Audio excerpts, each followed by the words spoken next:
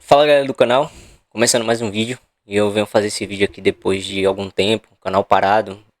Vira e mexe, estou por aqui para poder dar minhas opiniões, né? E lembrando galera, aqui os comentários estão abaixo para discordarem, né? Para poder vocês darem a opinião de vocês, e aí fique à vontade também para isso. Mas é um assunto que me incomoda muito porque é uma percepção, eu posso ser minoria da torcida do Bahia, mas é algo que sempre vem à tona quando eu estou questionando o projeto, quando eu estou discutindo um pouco sobre a SAF, né? Vem à tona o porquê eu decidi tomar o sim pela SAF, né? Tomar o sim pela SAF do Bahia. E hoje é um movimento muito ruim, é um movimento muito ruim não, é um movimento muito difícil ter a sua opinião dentro dos torcedores, né? Você sendo um torcedor e dando opinião, você tem uma opinião contrária em um momento que o Bahia tá bem ou que o Bahia tá com projeções boas, é difícil você dar opiniões contraditórias e não ser criticados, né? E cada vez eu tenho tomado coragem para falar aquilo que eu penso e não o que a galera quer ouvir. Então, o que eu venho trazer aqui à tona não é comparar o modelo, não é comparar o formato de fazer as coisas, eu digo a questão do diferencial de como fazer, né? Hoje nós temos algumas SAFs no Brasil. E sem dúvida nenhuma, a SAF do Bahia é a SAF mais racional, é o processo mais melhor elaborado, é o processo mais bem construído, né, com o tempo. O processo mais transparente é o do Bahia até hoje e com um grupo que tem muito respaldo por trás.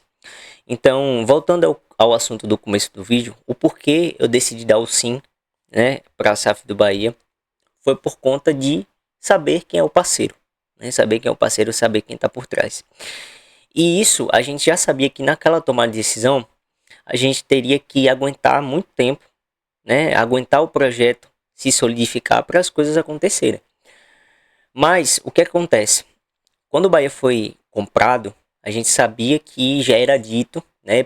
Tanto informações de bastidores como informações de fontes bem confiáveis, né? Então não dá para dizer que o City não estava prospectando isso, que o Bahia seria o segundo carro-chefe do grupo, só abaixo do Manchester City em prioridade de investimento. A partir desse momento, o que aconteceu? O Bahia fez um projeto sustentável no primeiro ano, os caras não esperavam o nível do futebol brasileiro, quase o Bahia foi rebaixado e ligou o sinal de alerta.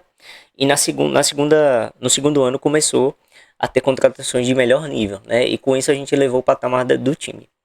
Só que esse processo, eu creio que hoje a gente está indo muito do ponto racional e esquecendo o motivo do City ter comprado o Bahia, que é o aspecto passional, o aspecto de paixão do torcedor. Então, não é a minha opinião agora, não é para dizer assim, vamos rasgar tudo, vamos fazer tudo como torcedor no emocional e contratar meio mundo de jogadores. Não é isso. Mas eu acho que para você tomar decisões em um clube de massa, um clube de torcida, principalmente em um clube que tem grande expectativa, né, e tem concorrentes também pautando, prospectando essas expectativas, eu acho que você deve ter um pouquinho de amor à camisa, né, amor à camisa. Então o que aconteceu? Ano passado o Bahia teve ali na liderança e tal, e na segunda janela o Bahia não contratou praticamente ninguém, né? O Bahia só contratou o Lúcio Rodrigues, que foi uma realocação do grupo, né, a gente sabe que essa contratação nem era para cá, e o grupo realocou, e a vinda do Iago Borducci pro que vinha na primeira janela e acabou vindo na segunda por conta do tempo lá de contrato com Augsburg. E aí o que acontece? É, Agora está acontecendo o mesmo processo. O Bahia vislumbra possibilidades, o Bahia vislumbra ter voos maiores, só que ainda peca em querer dar logo esse segundo passo. O Bahia está visando, o Grupo City está visando muito o projeto a médio e longo prazo, esquecendo do agora. Porque eu acho assim, galera, se você tem a oportunidade de fazer o mínimo agora, por que não tentar fazer agora, ganhar os bônus, os logros desse agora e conseguir construir um projeto até mais sólido nos próximos anos? Então, talvez esperar um momento ideal para esse crescimento seja uma letargia que nos cause um dano inimaginável. Então, se você imagina daqui a 2, 3 anos, como é que vai estar o processo das SAFs? Como é que vai estar o processo do fair play financeiro? Será que o Bahia vai conseguir gerar mais receita do que ele vai gastar? Para ele gastar? Então, por exemplo, o Bahia precisa contratar, tem uma oportunidade de contratar um Talisca, mas o Bahia não tem receita suficiente para poder pagar o salário do Talisca ou para poder fazer essa, ou para adquirir o Talisca ou jogadores parecidos.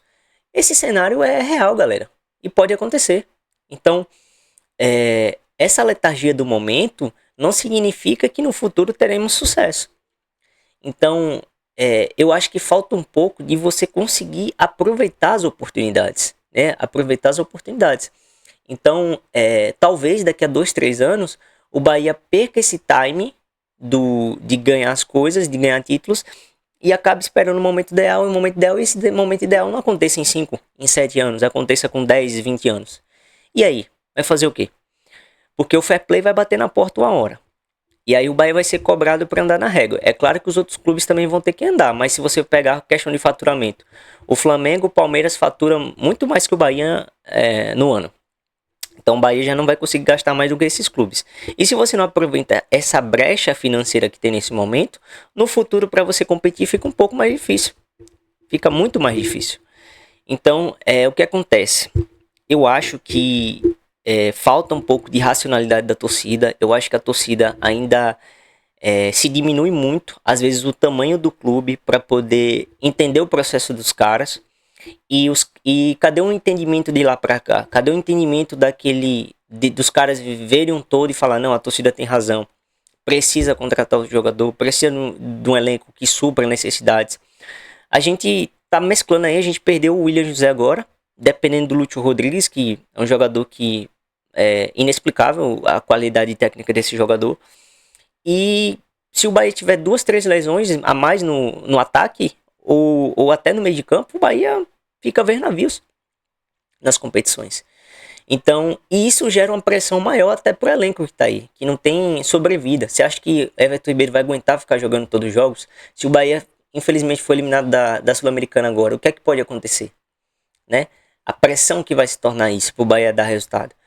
E se continuar nas competições também, são muitos jogos para essa equipe fazer. E a gente sabe que o nível do time reserva é um pouco inferior, principalmente no ataque, né? Onde a gente precisa. A zaga a gente precisa, goleiro nem se fala. Então essa letargia me causa uma dor, um sofrimento assim, que parece que eu tô falando sozinho, entendeu? Parece que eu não tenho com quem ali que pense igual eu dentro da galera. A galera fica muito assim. Nos momentos ruins até vem alguns e falam, né? Mas parece que no momento bom você não pode falar mal porque você tá torcendo contra, você não é Bahia de verdade. Então pra que clube eu torço? Que ambição é essa que eu tenho dentro de mim, né? Com meus 26 anos, essa ambição que eu tenho que as pessoas talvez eu não vejo nas pessoas. Então parece que é algo que a galera tem muita complacência com o lado de lá, e quando é pra salvar o clube, mostrar a grandeza do Bahia, não, nós temos que ter jogadores de mais nível, nós temos que ter jogadores mais decisivos. Ah, não, mas aí você tem que entender o elenco foi feito para isso, o grupo sabe o que tá fazendo, o Cadu Santoro sabe o que tá fazendo. E além disso, vem a questão da expertise, né? O que eu falei do Botafogo. O Botafogo tem um modelo dele. Eu não vou comparar o que o Botafogo fez em trazer Luiz Henrique Almada. Isso aí já é loucura. A gente sabe que isso aí é irreal. Mas, se você for ver de expertise mesmo, de scout, de mapeamento de jogadores, o Botafogo dá milhões de vezes em cima do Bahia. Então, o Botafogo pechincha um jogador ali de 15 milhões, de 14 milhões, que a gente vê, porra, onde é que estavam essas opções? Porque praticamente o Bahia só vai em opções óbvias. Tirando o Santiago Ramos Mingo e o próprio Cauli, na época, qual foi a outra opção que o Bahia conseguiu pescar assim que a gente, pô, que diferencial, que não estava no mercado brasileiro, ou que não era um cara que já tinha nível, ou que já tinha algum nível? Que alguém vai falar do Arias, mas o Arias já jogou na seleção colombiana, já era um cara que era visto. Mas eu não me recordo de outros jogadores de que chegaram, entregaram, e que foi descobrimento. Tirando o Santiago Ramos Mingue e o Cauli, eu desconheço qualquer outro jogador que está no elenco hoje, ou que passou pelo Bahia. E além disso, eu queria falar do processo do Manchester City. Porque o Manchester City, muita gente fala, o Manchester City, quando foi comprado, demorou 4 anos para ganhar a Premier League, demorou 15 anos, 15, 17 anos para ganhar a Champions League. Mas o Manchester City sempre teve injeção máxima de dinheiro. O Manchester City não ganhou porque bateu na trave, porque muitas das vezes teve azar. Mas o Manchester City sempre teve muitos elencos caros. E o Manchester City é investigado dentro da Premier League até se houve fraude financeira lá, através dos patrocinadores. Então foi uma injeção de dinheiro absurda. Quando o Manchester City foi comprado em 2008, não era nem Grupo City ainda, o Manchester City especulou o Kaká, que era o melhor do mundo na época. Quase o Kaká vai pro City, acabou indo pro Real Madrid. Ele trouxe o Robinho, né, o Elano, o Jô, depois tirou o Tevez do Manchester United, trouxe o Agüero do Atlético de Madrid, que já era um cara muito bom no Atlético de Madrid, trouxe Edin Dzeko, Balotelli, Company. Cara, o Manchester City sempre teve uma seleção, velho. Yaya Touré, Davi Silva. Então, essa falácia de dizer que o City construiu um projeto aos poucos no Manchester City é mentira. O Manchester City sempre teve um elenco muito bom dentro das possibilidades e na Inglaterra para ser dominante. Então ele ganhou com 4 anos depois porque teve azar muitas das vezes e o Manchester United era uma potência que era o rival. Mas depois não ganhou as Champions por muitas N razões, mas não foi por falta de elenco. Então o Manchester City, o projeto dele não foi autossustentável. É um projeto que até hoje é super faturado. Hoje o Manchester City fatura muito para ter o elenco que tem. Mas na época que o Manchester City foi comprado, ele não fez um projeto sustentável.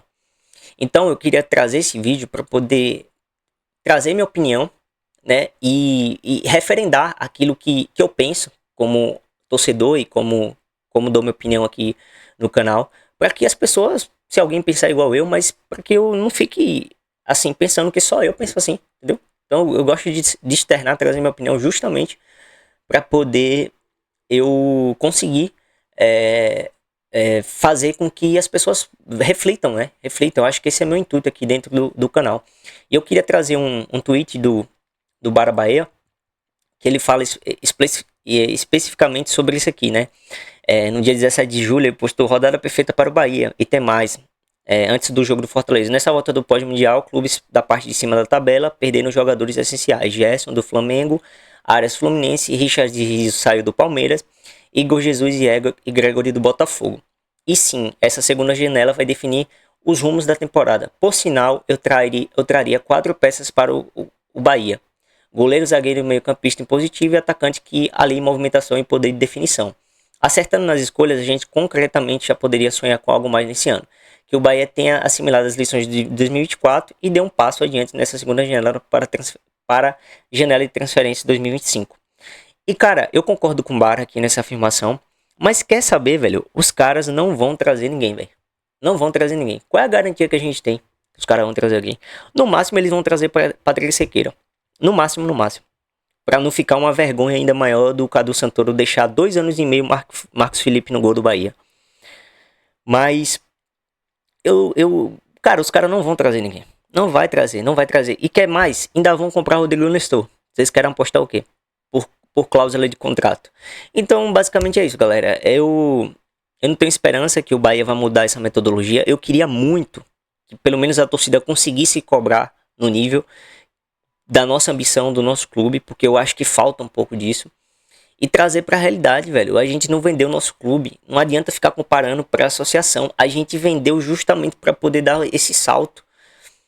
Mas não é um salto da noite pro dia. Eu sei, tudo bem. Mas em momentos que a gente vê que, como esses, que tem necessidades, que eles não estão cumprindo aquilo que foi falado, precisa de ser feito algo a mais, entendeu? Precisa a gente conseguir dar esse segundo passo. Porque daqui a pouco, daqui a uns anos, o que não está acontecendo agora vai virar desculpa lá na frente. Vai dizer que lá na frente não pode contratar por causa do fair play, porque o Bahia não fatura mais do que ele pode gastar. E vai se tornar algo rotineiro. Que o Bahia vai esperar formar jogador na base para poder ter um time que possa lutar por títulos grandes. Mas basicamente essa é a minha opinião. Se você gostou, se você discorda, você deixa sua opinião aí embaixo do vídeo. Tamo junto, valeu. Até o próximo vídeo.